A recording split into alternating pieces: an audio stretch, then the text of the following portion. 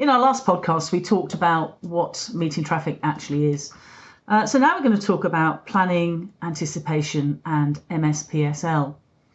As an experienced driver, you and I would be able to spot a situation very far in advance and very quickly be able to make a decision about what's happening and sum up the situation.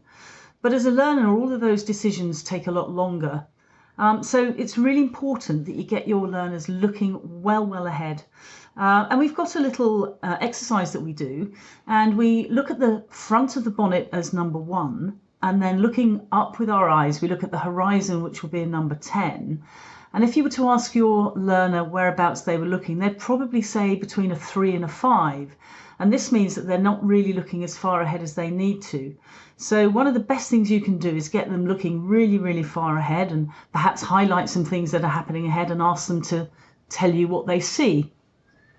Of course, with that planning and anticipation comes our MSPSL: mirror, signal, position, speed, and look.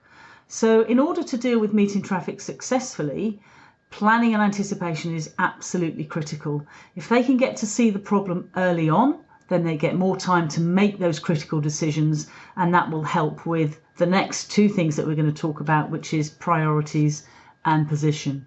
So get them looking far ahead and start the thought process early. So that means that you, as the trainer or the supervisor or the instructor, has to be ahead of your student. So that means that you've got to be looking even further ahead than your learner to give them the heads up if you need to start thinking about the situation ahead. So if we refer back to our numbers exercise, let's assume that the student is now looking a little bit further ahead because you've trained them to do that. So maybe they're on a 7 or an 8. You as the trainer need to be looking at a 10, because that will give you time then to encourage your learner to look further ahead and start discussing the situation that's coming up. It will be looming quite quickly. So you need to be looking at a 10. That concludes our planning and anticipation podcast. So in the next one, we're going to deal with priorities. As always, if you'd like to contact us, please feel free to message us.